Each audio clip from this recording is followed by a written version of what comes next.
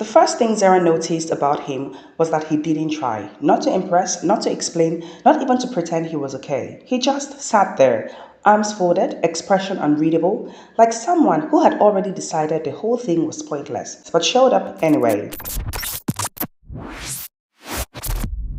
The support group met every Thursday evening in a quiet hall tucked behind a church in Yaba, Lagos. Plastic chairs in a circle, a standing fan that rotated like it was tired of life, and people, too many people, learning how to speak after being silenced in relationships that took more than they gave. Zara had been coming for 3 weeks. She had learned the rhythm. Speak when it's your turn, don't overshare, don't trust too quickly. When it got to her that evening, she kept it simple. He said he loved me. She said, her voice steady, but somehow I was always the one apologizing. A few knots around the circle.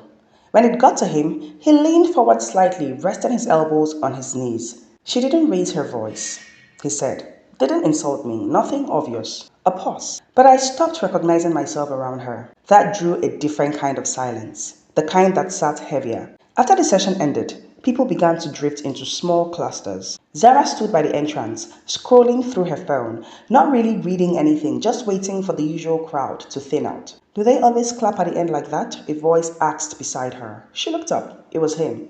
She shrugged. It's their way of pretending we're all making progress. He let out a quiet laugh. Are we? She tilted her head slightly. You just got here. You tell me. He thought about it for a second. I think I'm just tired, he said. That felt more honest than anything said inside. They started walking together. No plan, just the natural direction of the exit. Who dragged you? He smirked slightly. My sister said I needed emotional repair. Zara chuckled. Did it work? I've been here 1 hour. Fair. They reached the gate but didn't immediately separate. Lagos burst outside, Okadas speeding past, distant horns, the usual restless energy. I almost didn't come back after my first day, Zara said. Why did you? She shrugged lightly. I figured sitting with people who understand is better than explaining myself to people who don't. He nodded slowly. That makes sense. A brief silence settled. Not awkward, just unforced. I'm Zara, she said after a moment. Daniel. He said that was how it started. No dramatic moment, no grand connection, just two people who didn't want to go home yet. The next Thursday, he noticed her before the session started. Same seat, second from the window. She glanced up briefly when he walked in. A small nod, acknowledgement.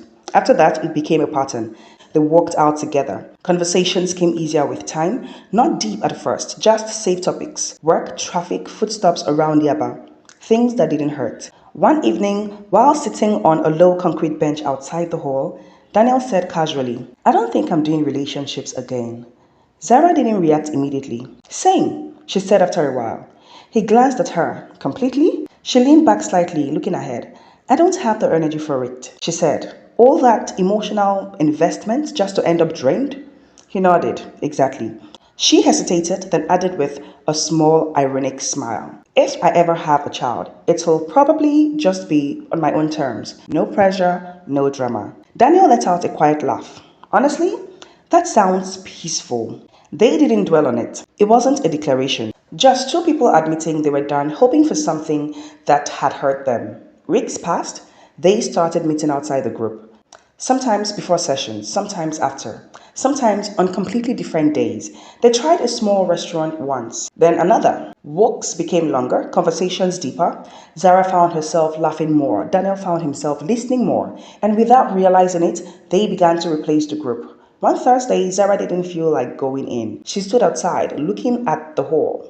You going? Daniel asked. She shook her head. I think I've heard enough stories. He looked at the door, then back at her. Same. They didn't go in that day, or the next week. Somewhere along the line, they had stopped needing it, or at least, they thought they had. Their friendship became routine, comfortable, necessary, but comfort has a way of quietly shifting. It showed up in small things, the way Daniel noticed when she was quieter than usual, the way Zara remembered details he didn't realize he had shared, the way silence between them no longer needed filling. One evening by the lagoon, they sat side by side, watching the water reflect the city lights. You ever think we're getting too used to this? Daniel asked. Zara glanced at him. Too used to what? This, he said. You, me, this whole thing. She looked away because she had thought about it more than once. It's just friendship, she said. But her voice didn't carry as much certainty as before. Daniel nodded slowly. Yeah, he said. But he didn't sound convinced either. Silence stretched between them, familiar but different, because now they were both aware of it, the shift, and neither of them knew what to do with it. Zara exhaled softly.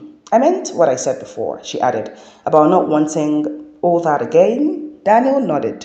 I know. Another pause. Then he said quietly, but this doesn't feel like that. That scared her more than anything, because he was right.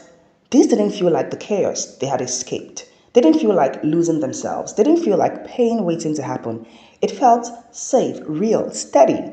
And that was exactly what made it dangerous. Zara turned to him slowly. So what happens if it becomes more? She asked. Daniel held her gaze. Honest, uncertain. Then we don't run from it, he said. For a long moment, neither of them moved, because for the first time, they weren't talking about the past. They were standing at the edge of something new, and maybe the real escape wasn't from love, but from the fear of it.